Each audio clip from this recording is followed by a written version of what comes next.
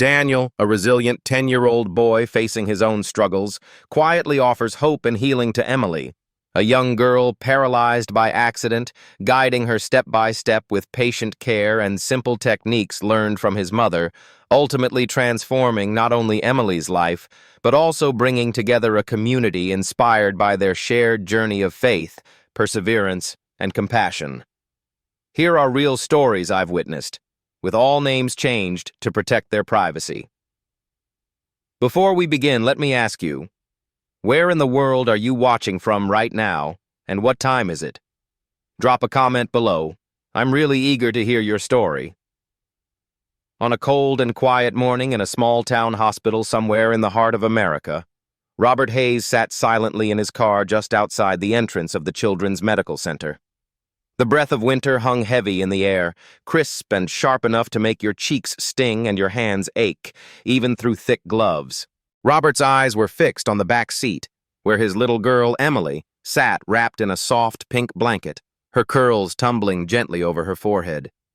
She was only 7 years old, full of life and laughter not so long ago, but now she was silent, her wide eyes staring blankly out the window as if searching for something just beyond reach. A terrible accident had taken away more than just her ability to walk. It had stolen the joy from their home and cast a shadow over their future. Across the street, near the hospital's revolving doors, sat a boy on a flattened piece of cardboard. He looked no older than 10, wearing shoes held together with strips of duct tape, his coat several sizes too large, sleeves rolled up revealing thin wrists that showed signs of hardship. The boy's name was Daniel, and though he sat quietly drawing in a battered notebook, his eyes never stopped watching the people rushing in and out of the hospital. Most passers-by ignored him, thinking he was just another homeless child or waiting for someone inside. But not Robert. Something about the calm way Daniel observed, the quiet patience in his small frame, caught Robert's attention just as Daniel looked up, and with a voice surprisingly clear and steady said, "Sir, I believe I can help your daughter walk again." In that moment, the world seemed to stop for Robert. He stared at the boy, unsure if it was hope or desperation that made him listen, but the innocence and sincerity in that voice stirred something deep within him.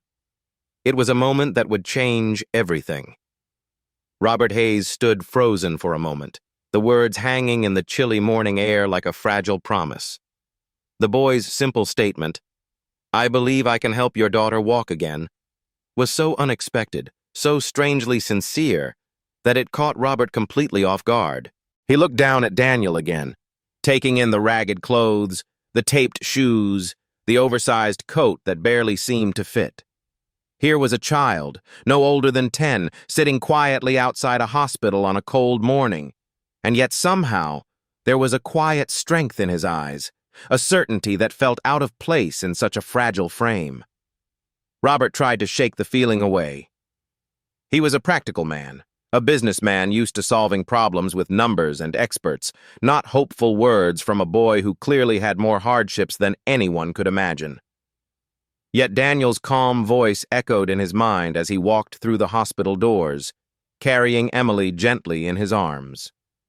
The routine appointments, the therapists, the neurologists, all spoke with the same cautious optimism, reminding him that healing was a long road with no guarantees. But Daniel's words were different. They weren't empty promises or carefully measured hope.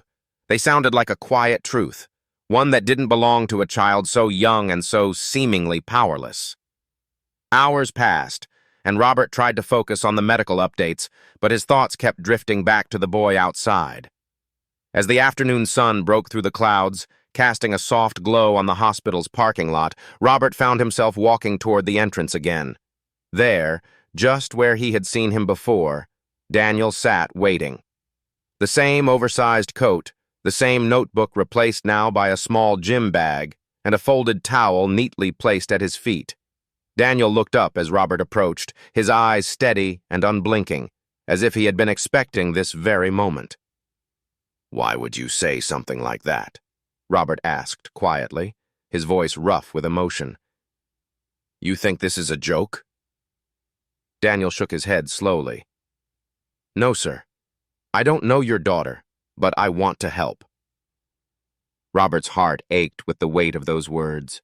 He looked down at Emily, who rested quietly against his shoulder, fragile and still. You don't know what she's been through, he said, voice cracking. What we've been through.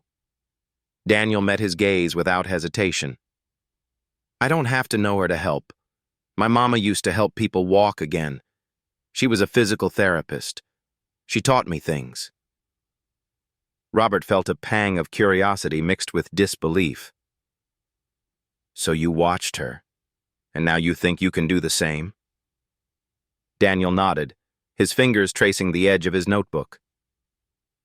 She helped a man walk after 5 years in a wheelchair, without machines or nurses, just with her hands, her patience, and her faith. For a moment, Robert saw something beyond the ragged clothes and taped shoes, a memory of his own mother's care, of small miracles born from love and persistence. Still cautious but moved, Robert sighed deeply. If you want to prove it, then meet me tomorrow at Oakwood Park. Noon, just 1 hour.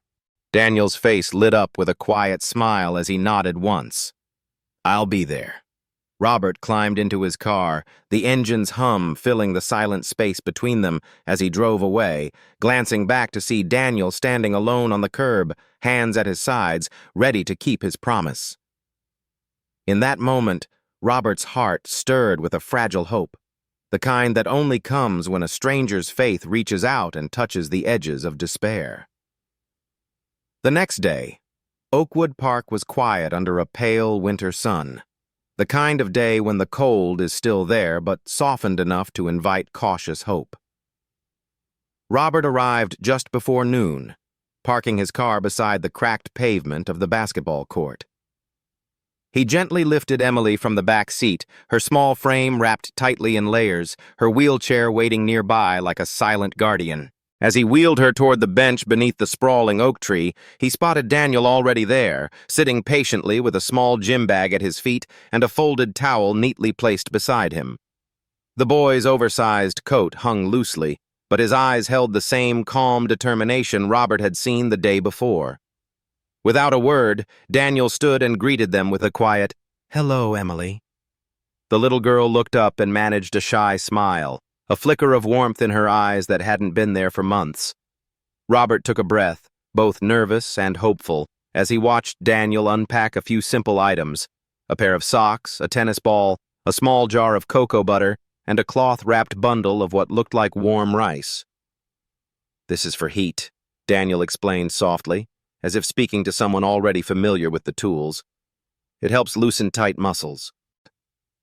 He then showed Robert how the tennis ball was used for pressure points, a technique Daniel said his mother had taught him during quiet afternoons spent at the community clinic where she worked. Emily, still quiet but attentive, watched as Daniel gently removed her blanket and placed the warm rice pack on her thighs. She flinched at first, but shook her head when he asked if it was too hot. "It feels good," she whispered. Daniel waited patiently, his hands moving carefully to ease her legs through gentle rotations, not forcing, not pulling, but coaxing movement as though waking muscles from a long sleep. Robert stood nearby, arms crossed, watching every small motion, ready to intervene but hopeful to see what might come. "Have you done this before?" he finally asked, skepticism evident in his voice. Daniel nodded without looking up. "My mama used to take me to shelters after school. She helped veterans who couldn't afford therapy. Said everyone deserves to feel human again. I used to carry her bag." There was a depth to Daniel's voice, a quiet wisdom that seemed beyond his years. Robert's posture softened as he listened, watching his daughter's eyes flicker with curiosity and a tentative trust. For nearly 30 minutes, Daniel worked gently, talking to Emily about her favorite colors and foods, telling stories to keep her mind engaged. Slowly, Emily's answers grew longer, and she even asked Daniel a few questions about his life. When Daniel spoke of losing his mother and learning to carry on despite hardships, Robert's heart ached with a newfound respect for the boy's courage. Near the end of the session, Daniel gently tapped Emily's ankle. "Do you feel that?" he asked. "A little," she said quietly, blinking in surprise. "That's good," Daniel smiled. "Sometimes machines in hospitals can make kids scared. They tighten up. But here, with fresh air and trees, it feels different." Robert didn't say a word, but inside, hope took root. Emily tried moving her toes, wiggling them for the first time in months. And though the progress was small, the smile that broke across her face was nothing short of miraculous. As they packed up, Daniel promised, "I'll show you again next week. It takes time, but your muscles remember. You just have to remind them." Robert nodded, knowing that this simple afternoon had already begun to change everything. Over the weeks that followed, Daniel and Emily returned to Oakwood Park every Sunday without fail, their visits becoming a quiet ritual of hope and healing. The cold winter slowly gave way to the soft embrace of early spring, and with each passing day, the park seemed to bloom not only with budding trees, but with a sense of possibility that had been missing from Robert's life for far too long. Daniel remained the same, clad in his oversized coat, boots patched with tape, and carrying the same battered gym bag filled with simple tools and unwavering faith. He worked patiently with Emily, gently encouraging her to stretch her legs, roll tennis balls under her feet, and flex her toes, all the while telling her stories and listening closely to her small but growing words. Robert watched from nearby, sometimes sitting quietly on the grass, sometimes joining in the stretches Daniel showed him, slowly learning the delicate art of healing that required neither machines nor expensive therapy, but simply patience, belief, and the human touch. Daniel often spoke of his mother, Monique, a physical therapist who had dedicated her life to helping those who had lost hope. She had taught him that the body remembers. Sometimes it just needs a gentle reminder. She helped a man walk again after 5 years confined to a wheelchair, Daniel had said one afternoon, his eyes shining with pride and sadness. No machines, just her hands and her heart. But Robert could see the truth in the boy's words and began to believe that this ragged child, who had so little himself, might hold a wisdom that medicine alone could not offer. Their bond grew stronger with each session, a quiet understanding passing between them that transcended words. Emily, who had once been silent and withdrawn, began to open up, her eyes brightening with each small victory. She would ask Daniel about his life, and he would share fragments of his story, the loss of his mother, the tough days spent navigating shelters, and the unwavering desire to help others just as his mother had taught him. One particularly difficult day, Emily's frustration overcame her. She sat in her wheelchair, arms crossed and eyes red from tears, telling Daniel she was tired, that nothing was working, and that she wanted to give up. Daniel knelt beside her, his voice gentle but firm. "You think I never get tired?" he asked quietly. "I've cried in shelters when we couldn't afford medicine. It's okay to be angry and scared. But if you stop now, the part of you that wants to walk might stop trying too." Emily's gaze fell to the ground, but Daniel's words planted a seed of resilience within her. Slowly, she nodded and allowed herself to try again. On that day, and many days after, Daniel's quiet faith carried them through the hard moments, reminding Robert that healing is not a straight path, but a journey marked by hope, patience, and the courage to keep moving forward. The transformation in Emily was slow but undeniable. She was no longer just a girl in a wheelchair. She was a girl reclaiming her strength, step by small step, alongside a boy who carried the heart of a healer in his small hands. Robert often found himself overwhelmed with gratitude for Daniel, the boy who had come into their lives like a whisper of hope when they needed it most. Together they were rewriting a story of loss into one of resilience and new beginnings. There were days when the weight of their journey seemed almost too heavy to bear. One such afternoon, Emily arrived at Oakwood Park with her usual quietness, replaced by a storm of frustration and despair. She sat in her wheelchair, arms tightly crossed, her little face etched with exhaustion and tears that refused to fall until she finally whispered, "I tried to move my legs this morning and nothing happened. Nothing at all. I'm tired, Daniel. It feels pointless." Robert stood nearby, his jaw clenched, the helplessness he felt tightening like a vice around his heart.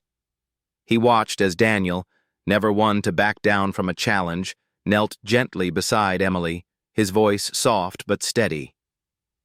"You think I never get tired?" he said, looking her in the eyes. "There were days when I cried in shelters because we couldn't afford medicine for Mom.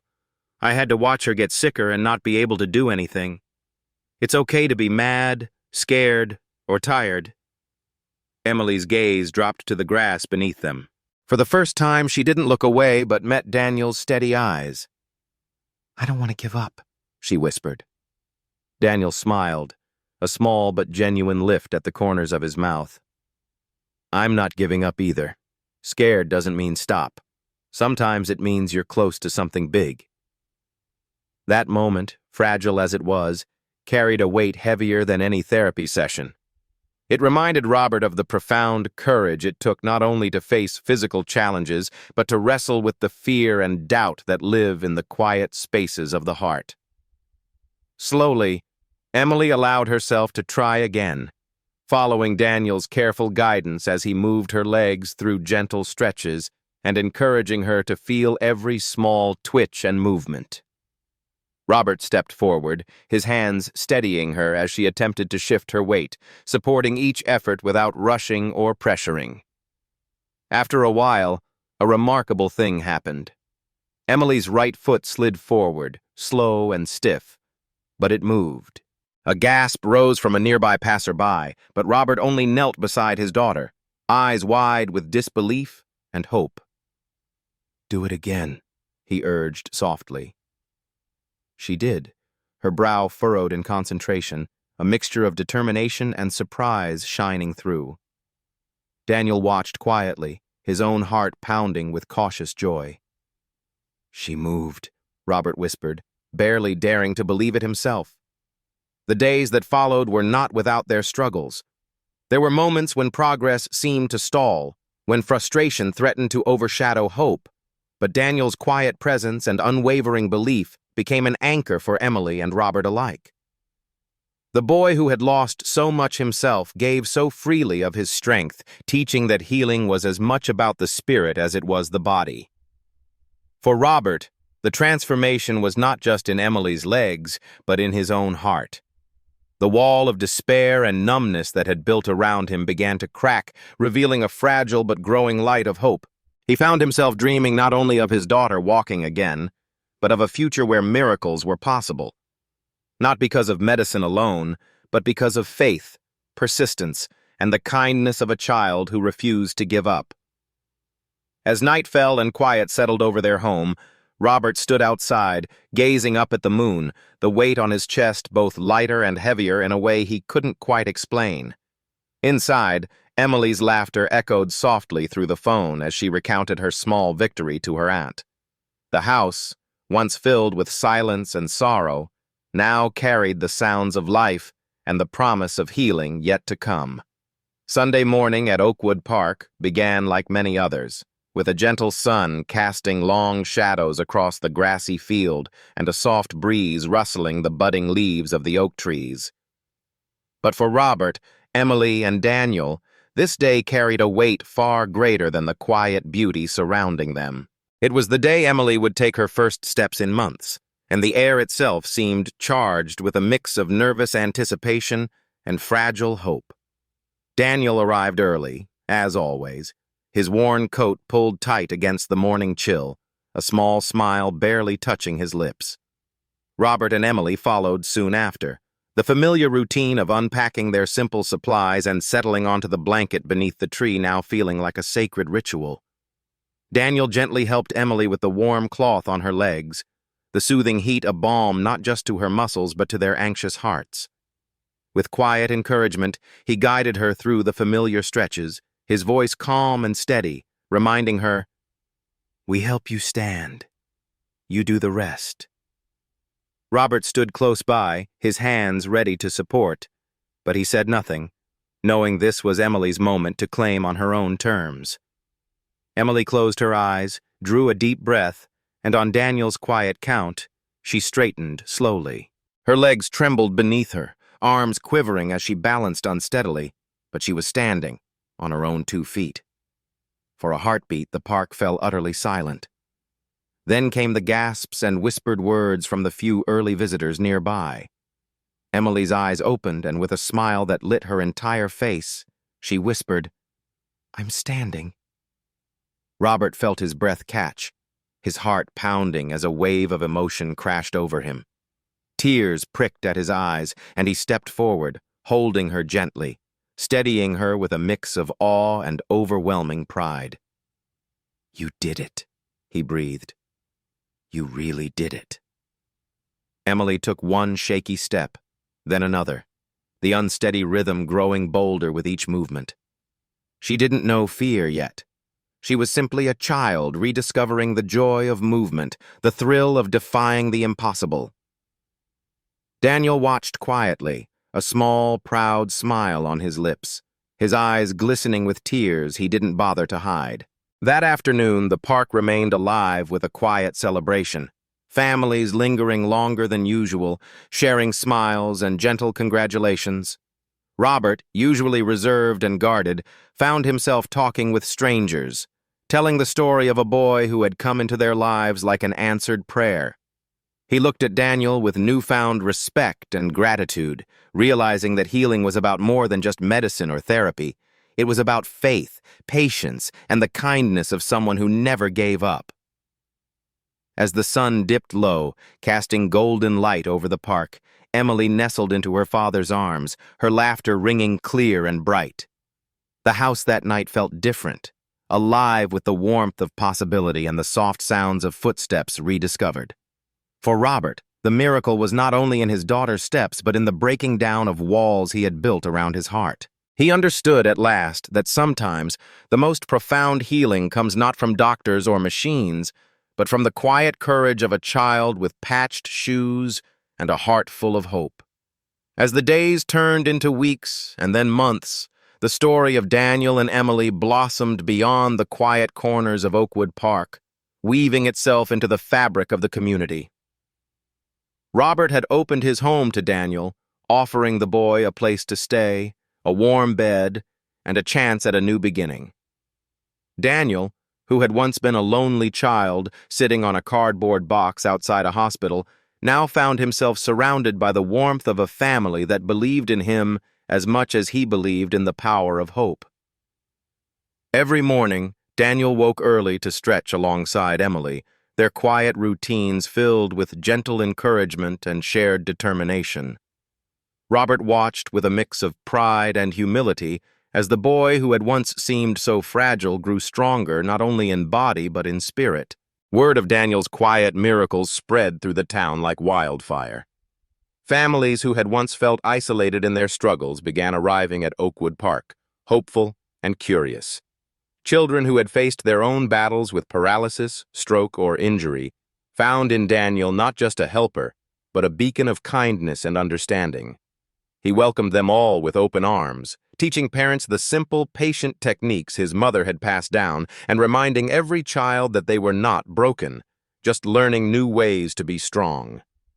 The park, once a place of silence and solitude, buzzed with the sounds of laughter, tentative footsteps, and the renewed hope of healing. One Sunday morning, a local pastor brought folding chairs for the families, and a nearby cafe began dropping off coffee and bagels, small gestures that spoke volumes about the community coming together. Daniel never sought recognition. He continued to lay out his towel in the same careful way, wear his patched boots, and check in first with Emily before helping anyone else. The local newspaper eventually caught wind of the story and sent a reporter to document the quiet revolution happening beneath the oak tree. When Robert asked Daniel if he was okay with the attention, the boy looked around at the families, at the children moving their limbs with new freedom, and nodded quietly, saying only, as long as it's about them, not me. The article ran under the headline, "A 10-year-old healer brings hope to a community," though Daniel's full name was withheld at his request. Offers came pouring in, mentorships from doctors, equipment donations from nonprofits, and tutoring opportunities to support his education. For the first time since losing his mother, Daniel was seen not as a boy who had nothing, but as someone who held something precious, a gift to heal and inspire. Robert often found himself humbled by the boy's quiet strength, recognizing that sometimes the greatest gifts come from those who have endured the deepest hardships.